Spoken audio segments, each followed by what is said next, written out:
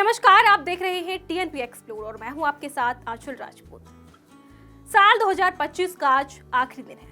ये साल इंटरटेनमेंट की दुनिया के लिए बहुत खास रहा।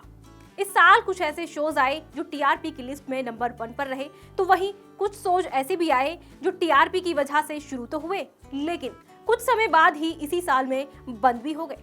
तो आइए एक नजर डालते हैं कैसी रिपोर्ट पर।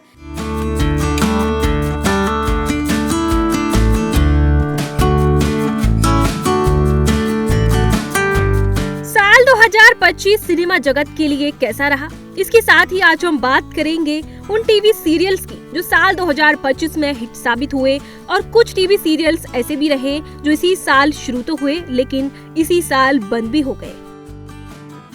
टीवी सीरियल बड़े अच्छे लगते हैं। ये शो अपने चौथे सीजन के साथ एक बार फिर से शुरू हुआ लेकिन फ्लॉप निकला। टीवी सीरियल बड़े अच्छे लगते हैं का चौथा सीजन कुछ खास कमाल नहीं कर पाया। इस शो में एकता कपूर ने शिवांगी जोशी और हर्षद चोपड़ा की जोड़ी को दिखाया लेकिन फैंस को सीरियल की कहानी कुछ खास पसंद नहीं आई और ये शो लगभग 3 महीने बाद ही बंद हो गया। इसके बाद आता है शो धाकड़ वीरा। धाकड़ वीरा कलर्स का हिट शो माना जा रहा था लेकिन ऐसा नहीं हुआ। इस सीरियल में भाई और बहन की कहानी को मेकर्स ने दिखाया जिसमें एक भाई अपनी बहन का रक्षा कवच बनता है, लेकिन ये सीरियल फैंस को पसंद नहीं आया और ये शो भी लगभग 5 महीने बाद ही बंद हो गया।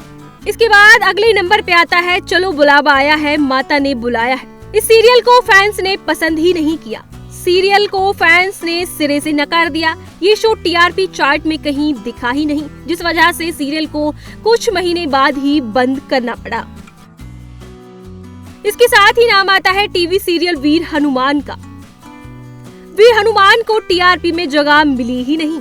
इस सीरियल में मेकर्स ने बाल हनुमान की कहानी को दिखाया था। हालांकि खराब टीआरपी के चलते सीरियल को चंद महीनों के बाद ही बंद करना पड़ा।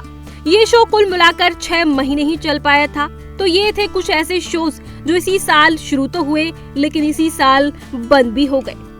अब बात करते हैं उन टीवी सीरियल्स के बारे में जो टीआरपी में इस साल छाए रहे। सबसे पहले बात करेंगे सुपरस्टार सलमान खान के शो बिग बॉस के बारे में। बिग बॉस पहले तो टीआरपी में नहीं था लेकिन साल का अंत आते आते बिग बॉस टीआरपी में नंबर 1 पर छा गया।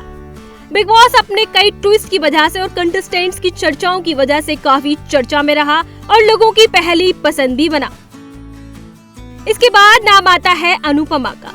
पूरे साल अनुपमा नंबर 1 रहा। बिग बॉस से पहले अनुपमा ने ही टीआरपी पर राज किया। इस साल शो में आए 15 साल की लीप ने इसे नई जान दी। अनुपमा का एक बिजनेस वुमेन के रूप में उभरना और नए किरदारों के साथ उसका तालमेल दर्शकों को बहुत पसंद आया। ये शो इस साल का सबसे ज्यादा देखा जाने वाला शो बना। इसके बाद आता है सीरियल क्योंकि सास भी कभी बहू थी। ये शो इस साल सुपर हिट रहा क्योंकि सीरियल सास भी कभी बहू थी।